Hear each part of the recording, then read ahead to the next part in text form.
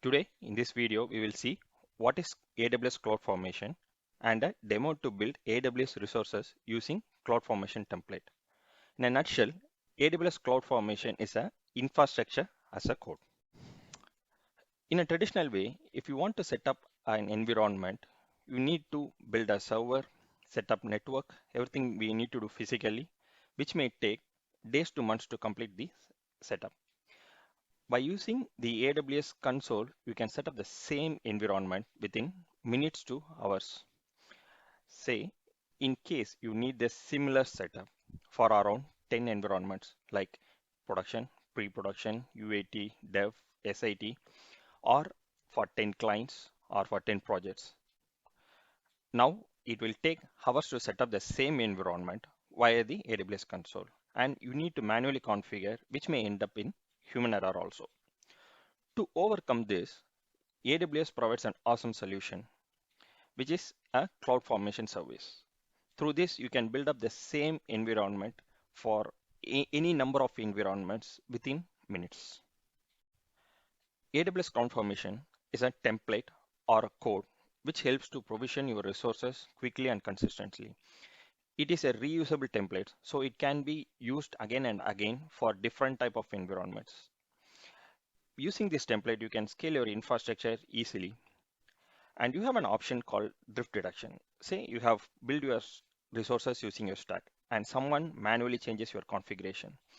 In this case, the drift deduction will deduct the changes and, and notifies you, which helps you to maintain your security and configuration standards across your organization.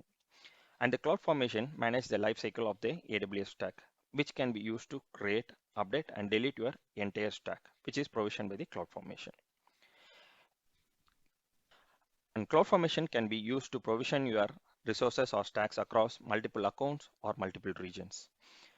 The AWS CloudFormation templates can be written in YAML or JSON format, and the templates are readily available in the AWS, which can be used straight away, or you can get the templates and you can modify as per your needs. Now we will see the CloudFormation flow.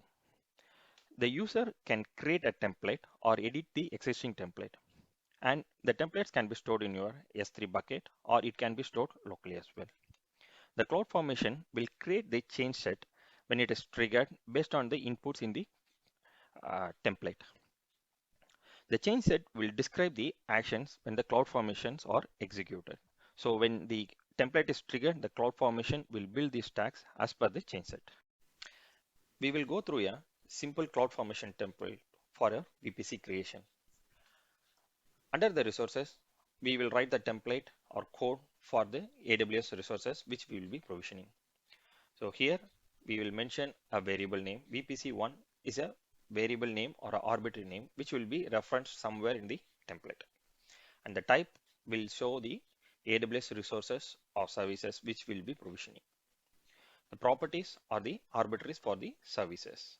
Say for the VPC, we have provided CIDR block ranges to enable DNS support. And for creating a name for the VPC, we are using tags. Tag is a key value pair. Okay, here we have given a value as a join is like a concatenation for the two strings, and reference is like it will refer somewhere and get that information. Here the reference stack name is the stack name which we will provide. Say for example, the stack name I provide as test, the VPC name will be test-VPC. We will execute our simple CloudFormation template. In the AWS console, go to the CloudFormation and click Create Stack. Now I am uploading the YAML file from my local device. Okay, then I'm going to provide a stack name which is test. So these I can just leave it blank for now. So if you see, it is taking the details which we have provided. As we have not provided many steps, you can see the template is from a local. So I'm creating a stack now. If you see, the stack is creating process. You can see all your events, the resources created, the outputs and the parameters which we have not defined now. So if you see, these are the stack info which is create in progress. So you can see the events say it is completed. No, it is completed.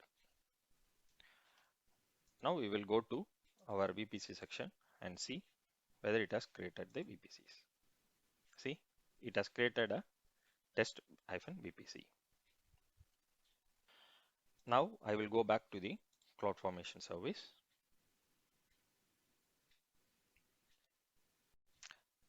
Now our test stack is fully completed. Let's try to update it. So we will replace the current template.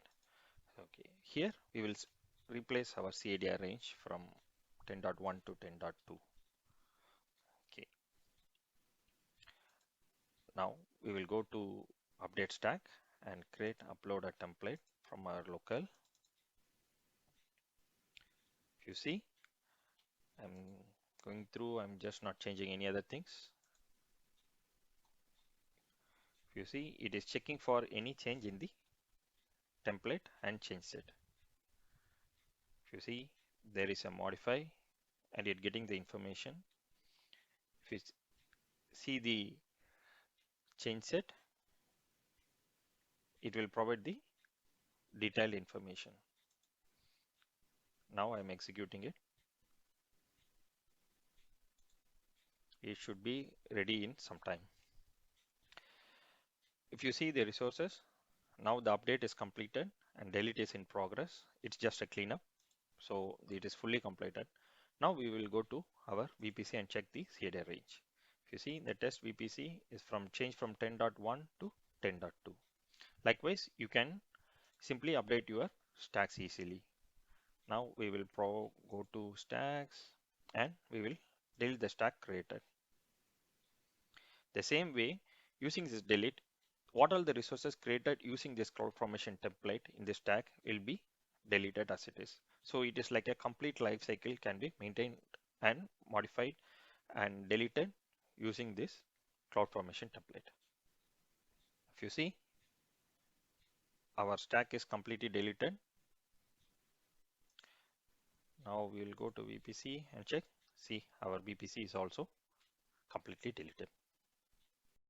Now we will further edit our CloudFormation template from our VPC creation to create a pair of public and private subnets across two availability zones, an internet gateway with a route to a public subnet and an AD gateway with a route to private subnet, and we'll attach the subnets and the route tables, and then we will execute the template and we'll create the stacks. Before going to the template, we will see few functions which we will be using in our template. The reference is to refer the variable name which will be declared somewhere in the template. Join is to concatenate two strings. Select is to select specific value or index from the list. Substitute is for substitute function, and get attribute is to get the values or attributes from another resources. First we will go through the template and then we will execute it. The first field is the VPC creation, which we have already gone through. The next is creating an internet gateway. For this, we have declared the type as internet gateway and depend on VPC. It means like when the VPC is created, then only internet gateway can create. That's why we have provided a dependent on that. Next is VPC attached gateway. For this, we have the properties as VPC ID and the internet gateway. Here you can see the reference as VPC. The VPC here is the variable name. For the details of the VPC, it will refer here and get that information. Same like for reference internet gateway, it will refer here and get that information. The next is to create a public and private subnets. For creating a public subnet, we have to provide the type as subnet, and then properties VPC, we have to reference our VPC here, and we are providing the CADR range. Here, the availability zones select. We will see what is select and get availability zones. In AWS, you will have minimum of 2 availability zones in major of the regions, and you have 3 availability zones in many regions. So here When you provide get availability zones, it will list down all the availability zones available in that region. And the select 0 is like it will select the first available zones is listed in the get AZ. Here we are providing the name to the subnet as public A, and the same way we are creating the public subnet B. If you see here, we are selecting 1. It means it will select the second listed availability zone.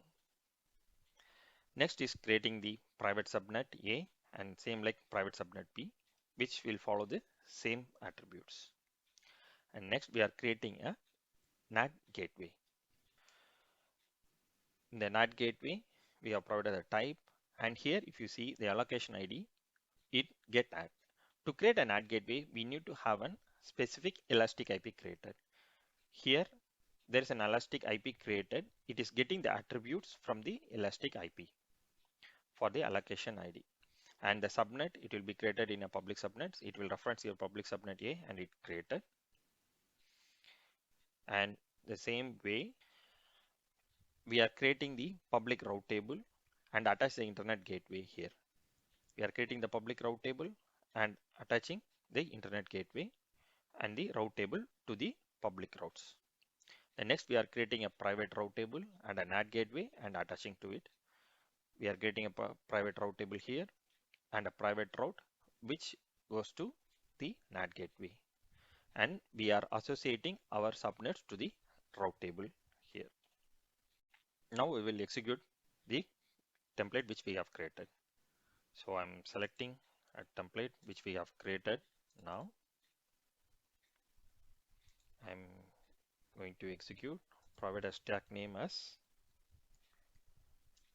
NAT gateway.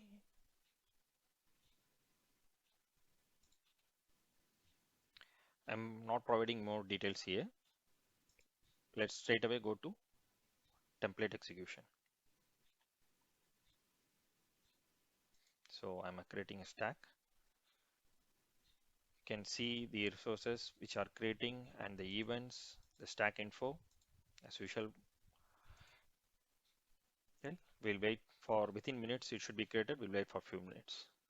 Now the stacks are created. If you see, you can see all your events here.